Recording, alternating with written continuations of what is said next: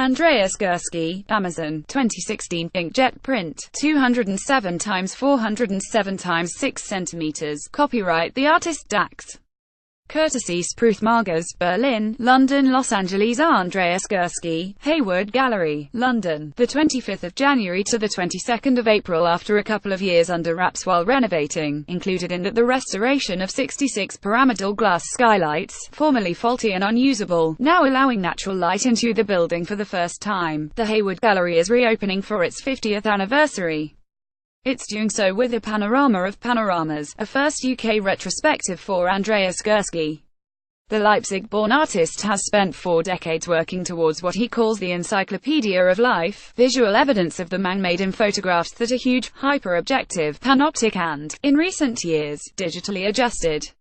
Some 60 works strong, Andreas Gursky will take viewers around this benighted world in a day, a couple of hours. Stock exchanges to festivals, 99-cent stores to planted fields, the 90,000 SQM distribution center in the candy-toned, product-dense Amazon, 2016, the iconic empty shelving of Prada to 1997 to semi-fictionalized scenarios such as Review 2015, in which Angela Merkel and 3 former German chancellors sit before Barnett Newman's huge Ver Heroicus Sublimus 1950-51.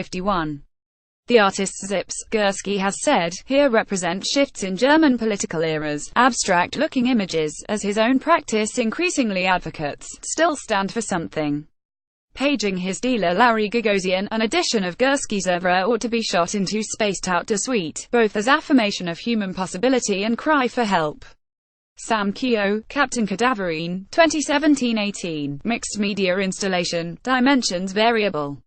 Courtesy the artist and Curlin Gallery, Dublin. Sam Keogh, Curlin, Dublin, the 27th of January to the 10th of March. Somewhere up there, figuratively at least, is Sam Keogh, whose Captain Cadaverine at Curlin involves a grimy spaceship interior adorned with collages and sculptures. During the opening night performance that, in a sense, activates these, an astronaut Keogh will emerge from his cryopod after a couple of years of suspended animation and engages with the nested creations, the scenario flipping between exploratory reorientation on a rocketeer's part and tour of an artist's studio, the accumulations either artworks or attempts to repair the ship. Audio from the performance, recorded, will float over the installation for the rest of the show. Keogh, who's Irish himself, is interested in how surface and texture can transmit narrative, as was written in a press text for a 2016 show that used drawings under a floor of plastic sheeting, fleshy sculptural lumps and, again, a performative element to loosely consider the death of Gianni Versace. Looking back on Keogh's earlier work, in 2012, he was making lumpy multicolored sculptures intended as a kind of species. What's clear is a consistent commitment to art as processual. Whatever the form, it's in a constant, unstable state of becoming and modulation from without. Ellen Groenemeyer, Frozen, 2017, oil on canvas on board, 32 x 24 cm. Courtesy the artist and Anton Kern Gallery, New York. Ellen Groenemeyer, Anton Kern, New York. Through the 24th of February. It may be that with reality fluxing so violently right now, metamorphosis is the new fixed. That's the tenor one gets from Ellen Groenemeyer's new paintings at Anton Kern. The Berlin-based German painter, who's developed an out-of-time style that's cartoonish and sour, at once mildewed in tone, grainy in texture and percolating with detail, of round-faced child adults and animals, here hangs up 6 new canvases featuring adults, children and pets either contemplating or, indeed, merging into each other. The works, were informed, live off the contradictory energies of what is possible and what is imaginary. Categories themselves that are unfixed, they pull us back to childhood, and childhood into adulthood. Groenemeyer's works, murky at first but quick to get under the skin, may be, as fellow painter Daniel Richter opined in one interview about her work, not zeitgeisty, but that doesn't mean they don't suit the times. Claudia Martinez Garay, The Leftovers, 2016, mixed media, 370 x 470 cm. Photo, Arturo Camea. Courtesy the artist and Ginsberg Galleria, Lima. New Museum Triennial, New Museum, New York, the 13th of February 27. April. Unashamedly zeitgeisty and also in New York. Meanwhile, is the 4th New Museum Triennial, subtitled Songs for Sabotage. Nothing to do with records by Black Sabbath or the Beastie Boys. The sabotage here is rather a mooted process, a call for action, as the institution describes it, of engaging with media both new and traditional in order to illuminate how they fabricate, rather than mirror, our reality. This may like what artists do all the time, nevertheless, it's gained urgency in an era of fake news, and the museum is being programmatic about the subject, inviting some 30 artists from 19 countries, the key issue being a global one, including a clutch of Americans but also Claudia Martinez Garay Peru, Anupam Roy Bengal, Zhenya Makneva Russia and Dalton Paula Brazil. Giorgio Griffa, Canon Oreo 458, 2012, acrylic on canvas 160 x 100 cm. Courtesy The Artist and Casey Kaplan, New York. Giorgio Griffa, Camden Arts Centre, London, the 26th of January to the 8th of April. During the 1960s, as an exponent of Art Povera's lesser-known painting wing, Giorgio Griffa attenuated his medium to canvas, colour and brushstroke, laying the latter out thinly in glowing abstract battalions on exposed stretches of cloth. The result, somewhere between serialism and expressive abstraction, is at once finished, it's on the wall, and not something, again, in process, unfolding in concert with one's scanning gaze. While increasingly folding in gnomic, code-like numbers, the Turinese artist, now 81, has maintained his approach, and extraordinarily, as a continuous becoming affirms, it's lost none of its punch or vibe of exploration. A work like 2012's Canon Oreo 458, where a central row of digits divides an uppermost field of ultramarine and aquamarine floating commas from a lower scatter of lavender and orange pickup sticks, is as fresh and open as Griffa's earliest experiments in this manner: lean, sunny, mysterious, familiar, new. Merrill Wagner, Konrad Fischer, Dusseldorf, the 19th of January. 10 March. Abstraction seems to be in fashion one year and out the next. Last year out, probably back by now, but likely this doesn't register for Griffa, nor for Merrill Wagner. Also in her early 80s, she began fashioning geometric abstractions during the late 1960s and has long engaged with different supports and the creative potential of their material irregularities. Lately there's been a mini-revival for her 1970s vertical stripe works, made by painting over tape that was later removed and meticulously transferred to plexiglass. During the 80s, she made voluminous paintings on stone, slate and steel that grew geometries around pre-existing blemishes and colors, and spoke to constant natural elements: sky, desert, ocean. Recently SHES favored salvaged steel and linen, culled inspiration from the negative spaces in scraps of cut metal and bent her composing towards, again, the natural: flowers, landscapes, deep night skies, trees. The result, melding modernist abstraction and a plain-spoken love of nature, is an industrial romanticism detached from linear time in the best way. Tara Donovan, Composition Cards, 2017, Styrene Cards and Glue, 57 x 57 x 10 cm, copyright The Artist. Courtesy Pace London. Tara Donovan, Pace, London, the 24th of January. The 9th of March. It's hard to say if Tara Donovan's work is abstract or not, or if that matters, really. On a macro scale, the Flushing-born artist's works tend to be biomorphic and engulfing. On the micro, they're laboriously constructed, which sometimes involves an extremely tedious process, as her wiki unsentimentally has it, from worldly items such as toothpicks, styrofoam cups, paper plates, tar paper, nylon fiber, etc.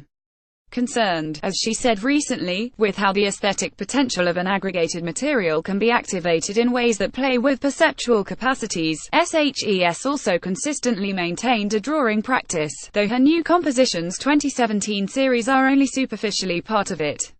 Certainly they're approximately 2D, being made of layered styrene cards, wall-mounted and framed. The results are shimmering abstractions that from a distance look like diverse graphs, close-up look like hard work, and somewhere in between suggest cold mass production made consolingly charmed. Ahmet Ogut, Information Power to the People, 2017, bronze sculpture, copyright The Artist.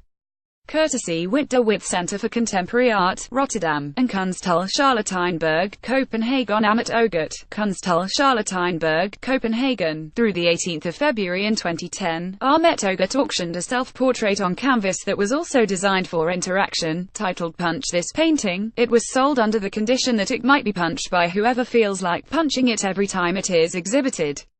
Since then the Turkish artist has only gotten more confrontational, and less interested in the niceties of art.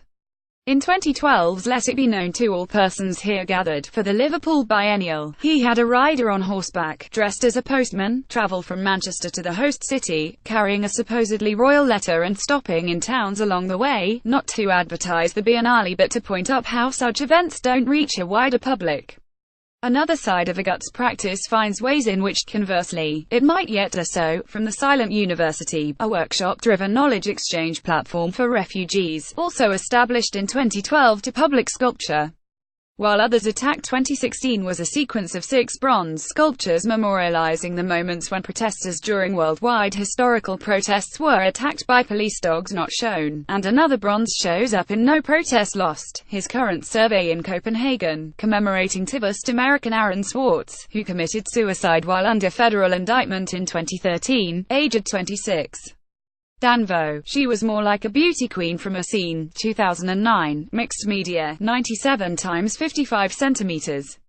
Photo, Jean Daniel Pellandon, Guggenheim Museum, New York, the 9th of February to the 9th of May. A few short years ago, the title of Dan Voss' 15-year survey at the Guggenheim, Take My Breath Away, might have scanned as light 80s nostalgia for Top Gun fans.